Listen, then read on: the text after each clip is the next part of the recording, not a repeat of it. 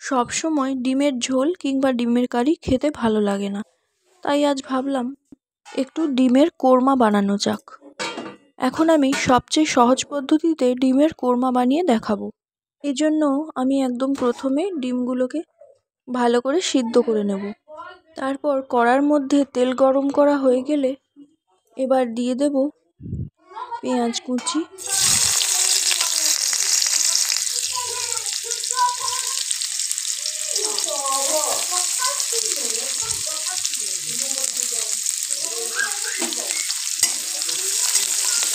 পেঁয়াজটাকে একটু তেলের সাথে ভালো করে নেড়ে নেব।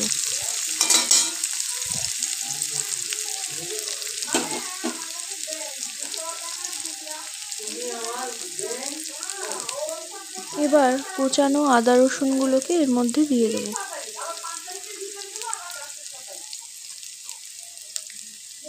প্রথমে দিলাম আদা, তারপরে দিলাম রসুন।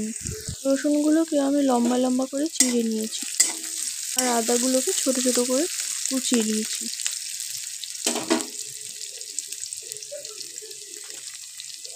এবার আমি এর সাথে কয়েকটা কিশমিশ দিয়ে দেব, আর দিলাম কাজু বাদাম। এগুলো সব একসাথে তেলের সঙ্গে ভালো করে আমি ভেজে নেব। সঙ্গে কয়েকটা কাঁচা লঙ্কা চেরাও দিয়ে দিলাম। এবার কিছুক্ষণ খুন্তির সাহায্যে নাড়তে থাকবো।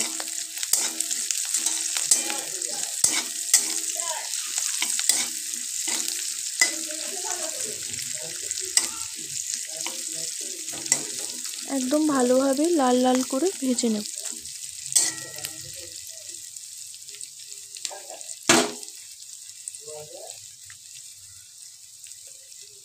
সঙ্গে সামান্য পরিমাণ লবণ দিলে ভালো হয়।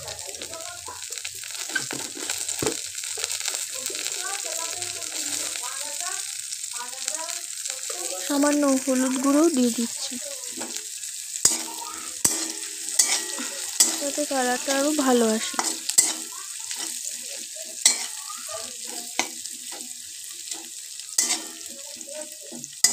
সব মশলাগুলো কিছুক্ষণ এইভাবে নেড়ে চেড়ে ভালো করে ভেজে নিলাম।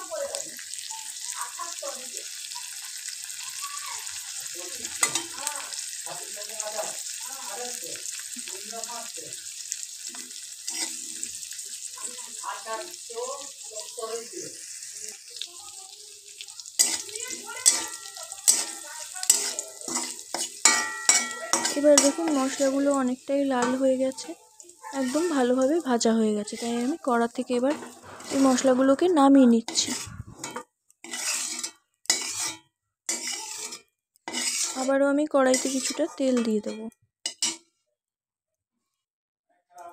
এবার আমি এই ভেজে রাখা মশলাগুলোকে শিলনোড়ার সাহায্যে বেটে নেব।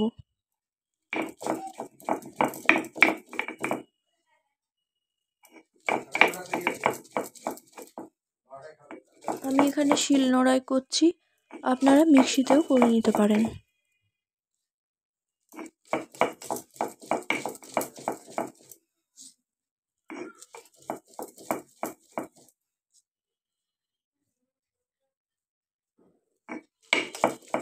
আমার এখানে মশলাগুলো বেটে নিতে কিছুটা সময় লাগছে।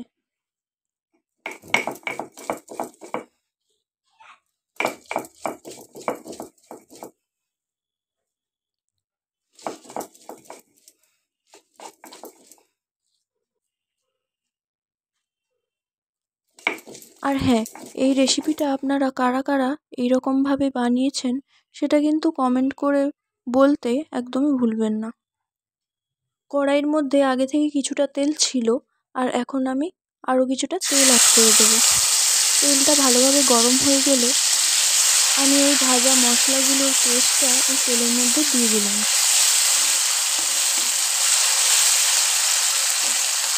এই পেস্টের মধ্যে অনেক কিছুই রয়েছে, এটাকে ভালোভাবে কষিয়ে নিতে হবে।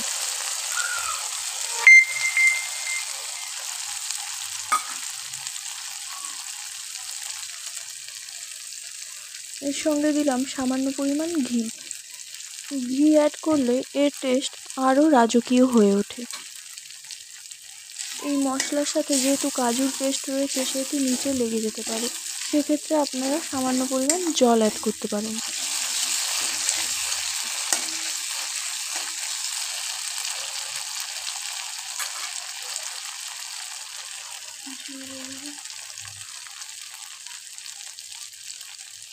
এবার আমি দেব অল্প পরিমাণ জিরে পাউডার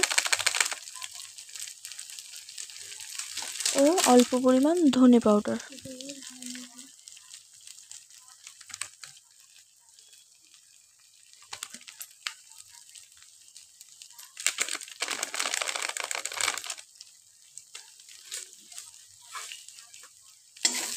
এবার মশলাটাকে আবারও একটু খুন্তির সাহায্যে ভালো করে নাড়িয়ে নেব।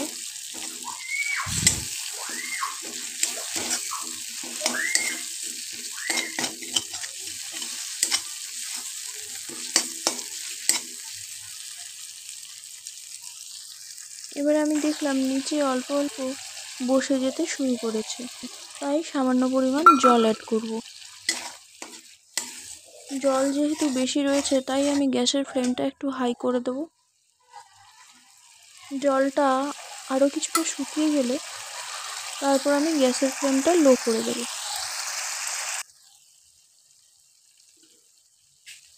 মশলা থেকে তেল ছাড়তে শুরু করেছে।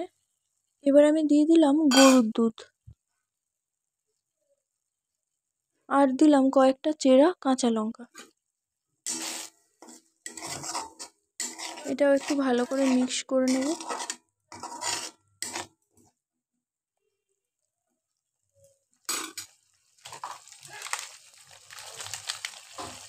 জলটা আবার ফুটতে শুরু করেছে ভালোভাবে। এবার আমি দিচ্ছি অল্প কাশ্মীরি লঙ্কার গুঁড়ো। এটাকে যতই ধরে আমি কষাতে থাকবো ততই রান্নার টেস্ট ভালো হবে।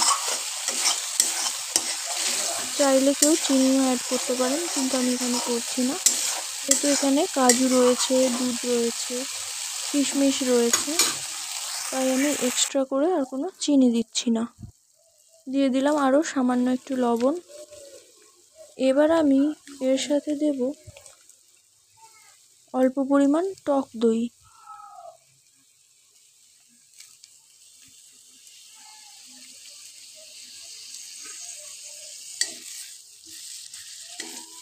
এবার আপনারা দেখুন টেক্সচারটা কত সুন্দর এসছে,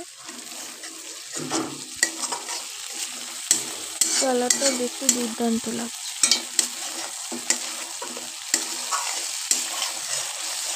এবার এটাকে এইভাবে আরও কিছুক্ষণ নাড়িয়ে নাড়িয়ে মিক্স করতে হবে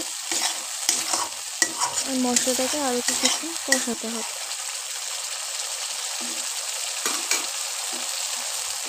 এখন গ্যাসের ফ্লেম আমি মিডিয়ামে রেখেছি। এবার আমি দুটো ডিমকে মাঝখান থেকে কেটে নিয়েছি।